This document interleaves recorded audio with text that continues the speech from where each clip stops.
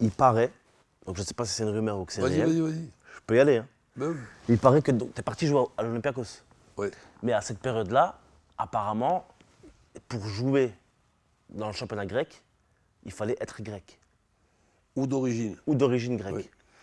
Et il paraît que tu t'étais inventé un espèce de grand-père grec, Mais oui, appelons ça par obligation, par obligation, ouais. dans le sens que, bon, il y avait des gars qui étaient chargés de rechercher des joueurs d'origine grecque. Donc à l'époque, ceux qui avaient commencé à montrer l'exemple, c'est Triantafylos, Argyrudis. Et après, il y avait un gars qui se baladait dans toute la France, et certainement dans d'autres pays, mais nous, on savait qu'il se baladait en France, même si on n'avait pas les portables à l'époque, le bouche à oreille, donc ça marchait. Et donc, on savait que des joueurs comme Onis, Larios, Courbis, Vitalis, allaient être contactés pour savoir s'ils étaient d'origine grecque. Donc, je m'attendais à ce qu'on vienne poser D'accord, ok, d'accord. la question. J'avais fait faire des recherches pour voir s'il y avait arrière-grand-père ou arrière-arrière-grand-père. Grec. Il y avait personne. Non, donc on s'était arrêté à arrière-arrière-grand-père. Et quand il était venu, le gars, j'étais toujours en train de faire les recherches. Je lui ai dit oui, pas de problème, vous inquiétez pas. Donc on est en train de monter un dossier pour avoir un peu plus de précision sur l'arrière-arrière-grand-père. Et donc, je m'étais débrouillé avec témoignages, avec beau tampon là, à la mairie de Marseille. Effectivement, après on m'avait posé la question, quand j'avais fait faire ce papier comme un service, j'avais demandé, j'ai dit, bon, ça va, c'est pas une tricherie catastrophique, c'est, disons, un règlement qui n'est pas encore bien précis. Il faut être d'origine, donc c'est pas qu'il faut être grec, Oui. d'origine. Un membre de sa Donc voilà, famille. donc celui qui a fait le tampon, il a fait un tampon pour que je sois d'origine grecque. Ce qui est assez marrant, c'est qu'il m'avait demandé dans quelle région je voulais que mon arrière-arrière-grand-père soit né. Ouais. Bon, j'ai dit, bonne question. Donc on avait pris une carte grecque avec un stylo. J'avais tourné comme ça. Paf. Hop là, Salonique. Allez, ben voilà. Donc on va l'appeler Alexandre, que c'est mon deuxième nom. Il sera né à Salonique. Et sans savoir, il y avait un Uruguayen qui s'appelait Riera, qui avait fait les mêmes choses que moi et que lui aussi, son arrière-grand-père était né à Salonique. Et quand on lui posait la question, il disait je peux vous témoigner que les papiers sont bons de Roland. Ils se connaissaient, les deux grands-pères. Ils sortaient ensemble, ils allaient au restaurant ensemble, ils allaient draguer ensemble, ils jouaient au tabli, le blackgammon grec ensemble. Non, pas de problème. Et donc, c'est comme ça qu'effectivement. Et c'est comme ça que ça s'est fait. C'est Ben incroyable oui. ça. Ben oui, donc je suis désolé d'avoir fait En plus, t'es resté qu'un an. des origines. Oui. Après, t'es revenu directement en France. Oui, parce que je pensais revenir à Marseille. Et donc j'étais descendu à Marseille une dizaine de jours parce que ma femme venait d'accoucher le 1er avril Tu pensais que c'était une de blague? mon fils Stéphane. Je ne le fais pas esprit. Il y a 365 jours dans une année. Et je fais un enfant, il naît le 1er avril. Bon, qu'est-ce que tu veux que je te dise? Je peux rien expliquer ça. Donc, je suis en Grèce, je demande la permission d'aller à Marseille parce que donc ma femme avait accouché à Marseille. Et ils me disent, bon, tu peux descendre 3 jours, mais si tu attends une dizaine de jours, il y a la coupure internationale de 15 jours, tu pourras descendre 10 jours. J'ai dit, maintenant, il est né, il est en bonne santé, tout s'est bien passé. On m'a envoyé par la poste les photos, il n'y avait pas les moyens de l'époque.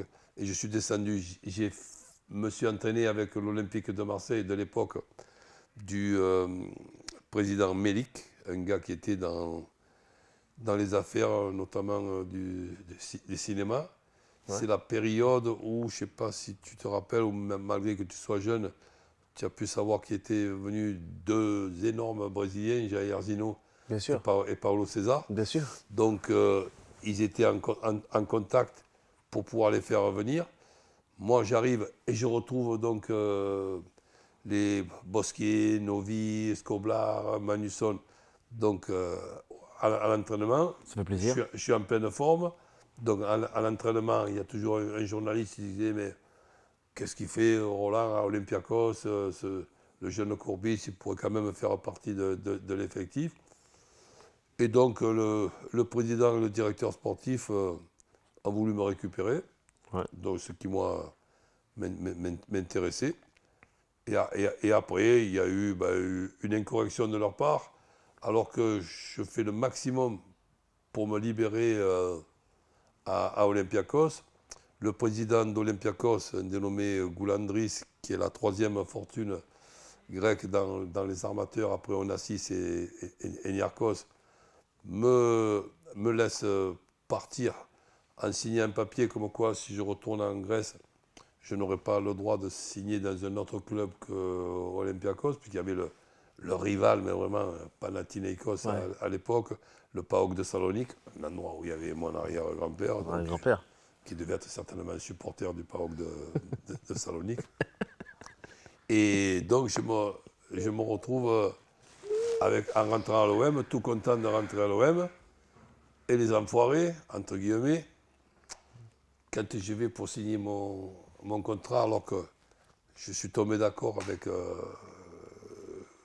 Olympiakos pour le transfert, c'est plus la même somme qu'on était tombé d'accord quand j'étais resté 10 jours d'entraînement, parce qu'ils me disent qu'ils ont dépensé plus d'argent que prévu pour Jair Zino et Paulo César.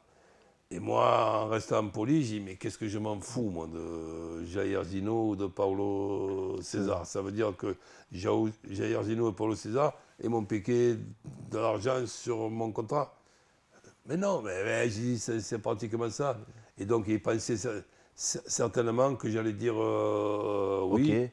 Mais non. Et donc, je suis sorti du bureau sans avoir été très poli. Et donc, ça s'est fini comme ça. Voilà. Et la relation, ça s'est fini comme ça, mais fini. À terminal définitif. Comme ça, donc je ne voulais plus entendre parler de en tant que joueur. Personne-là. Voilà. Mais justement, du coup, là, c'est un moment où on peut revenir à toi et ta carrière personnelle. C'est que, par exemple, toi, est-ce que tu avais conscience, à l'époque où tu as commencé ta carrière, est-ce que tu avais conscience d'un potentiel ou pas? Est-ce que tu connaissais déjà tes limites? Tu savais déjà plus ou moins où tu pouvais aller? Oui, puis en plus de ça, j'ai eu certains repères qui ont été faciles.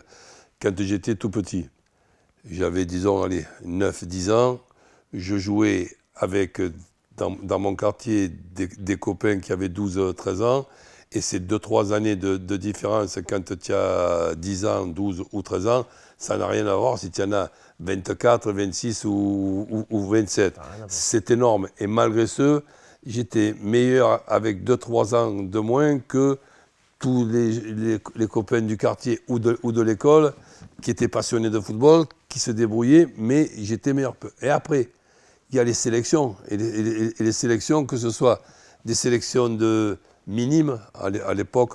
Donc là, j'étais encore au-dessus des autres. Je jouais numéro 9 et je marquais... Ah, t'as commencé numéro 9? Ouais, numéro 9. Ben, tu sais, et après, quand le niveau s'est élevé, quand j'étais cadet, c'est-à-dire en 15 ans. Voilà, U15 et tout, j'ai reculé dans un poste de numéro 10, numéro 8. Des numéros 9, il y en avait de meilleurs que moi. Plus rapide, plus de vista, plus efficace. Meilleur. Ouais. Donc, et après, j'ai fait pareil en cadet. Cadet, il y a les sélections cadet du Sud-Est. Moi, j'étais dans le Sud-Est. Et là, les 8 et les 10, ils étaient meilleurs que moi. Donc, j'ai reculé en numéro 6. Et j'ai été sélectionné en équipe de France junior. Et en équipe de France junior, il se passe dans un match équipe de France junior contre équipe de France militaire. Ouais. C'était un match amical, mais pour pouvoir un petit peu vérifier. Et là, on a une blessure en ce qui concerne un arrière central et il n'y a pas de profil pour le remplacer. Et le sélectionneur de l'époque, Jacques Ibron, demande un petit peu s'il n'y a pas un au milieu qui est capable de dépanner au poste. Et ça, moi, j'avais joué quelquefois au poste d'arrière central. Je dis, oui, pas de problème. Et donc, je recule au poste d'arrière central. Après, ça ne restait plus que gardien de but. Ouais, S'il fallait, après, tu sors du terrain. okay. Donc, et là, sincèrement, je fais un match que moi-même, je ne me pensais pas capable de faire. Je fais un sans faute. Je sens tous les coups. J'arrive à même être dangereux. J'avais un bon jeu de tête sur coup de pied arrêté. Donc, mon jeu de tête, ben, il servait défensivement et offensivement. Et donc, après, ben, je reste à ce poste d'arrière central toute ma carrière. Ah, tu décides à partir de ce moment-là, c'est toi qui prends la décision? Ben non, c'est que, bon, on m'a utilisé de cette façon. Ils ont aimé? On m'a trouvé, donc je suis sélectionné à l'équipe de France junior. On va faire le tournoi européen en Espagne. Je finis dans l'équipe type du tournoi, l'équipe qui est formée par les journalistes. Je rentre avec l'Olympique de Marseille, je fais quelques matchs. Et là, par contre, je suis toujours utilisé au poste de numéro 6, mais on sait que mon nouveau poste et mon futur poste, ça sera arrière central. Et quand Marius Trésor vient d'Ajaccio à Marseille, que moi je fais partie des 5 joueurs qui vont à Ajaccio, je vais à Ajaccio pour être titulaire au poste d'arrière central, mais évidemment avec un niveau en dessous de celui de Marius Trésor. Mais toi, tu signes ton premier contrat pro, t'avais quel âge? 18 ans à Marseille, un contrat de 4 ans. Toi, t'es formé à l'OM, de toute façon, t'es formé là-bas. Oui. Donc t'es formé là-bas, au centre de formation à Marseille, là-bas déjà? Non, ça n'existait pas. Ah, ça n'existait pas? Il n'y avait pas de centre de formation. Je signe mon premier contrat pro. 18 ans. Voilà, et donc je pense rester à l'OM, faire partie de l'effectif. Marcel Leclerc se prend un coup de couteau dans le dos. Quand je dis évidemment, c'est une image. Bien donc il se prend les 4 ou 5 dirigeants principaux à ses côtés le trahissent. Et donc il est obligé de démissionner.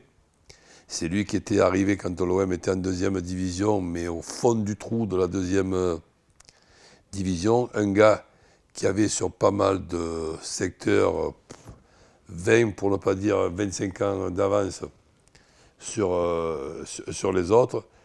Et donc lui voyait bien qu'il pouvait y avoir 3-4 jeunes de Marseille ou de la région capables de meubler l'effectif et capables de permettre aussi à un club de ressembler à sa région. Donc on n'était pas à cette époque-là dans l'après-Bosman, Ouais. où maintenant jamais on pouvait s'imaginer qu'un jour il allait y avoir un règlement qui permettait à une équipe française d'avoir 15 étrangers. Donc, maintenant, c'est le cas. Mais donc, si je comprends bien, c'est un peu lui qui change un peu les mentalités à ce niveau-là. Qui essaie. Qui essaye en tout cas. Et ça, c'était il y a combien de temps ça? Et qui arrive. Ben là, c'était tout simplement, il y a une cinquantaine d'années, c'était en 72. Le club qui t'a marqué en tant que joueur, c'est lequel? En tant que joueur. Qui t'a le plus marqué? Je suppose que l'OM, forcément, ça en fait Non, partie. il n'y a pas eu le temps. Donc l'OM, je fais mes débuts. Mais le club où vraiment j'y suis resté 5 ans, que ça a été un petit peu un point de repère de ma carrière, c'est Monaco. Monaco, ouais. 2 titres de 5 champion. ans à Monaco, 2 titres de champion et les 3 autres fois, 2 fois 4e, 1 fois 3e. Ah ouais. Oui, donc Des grosses années, très grosses années. Ouais. C'est là que t'es appelé en équipe de France? non, je suis appelé en équipe de France à Sochaux. Je fais 3 ans à Sochaux, en rentrant de Grèce. Donc je fais Ajaccio, Olympiakos 1 an. Je rentre d'Olympiakos à Sochaux. 3 ans à Sochaux. C'est là que la 2e année, je suis sélectionné en espoir, en équipe de France B, qui n'existe plus maintenant. Et une fois, avec l'absence de Marius Trésor et de Bernard Bosquier, en équipe de France A, et après, je suis transféré à Monaco. Déjà, j'aimerais bien, tu vois, continuer à avoir des rôles intéressants au cinéma. Ouais. Ça, c'est cyclique le cinéma, hein, tu sais, il faut rester dans le game toujours.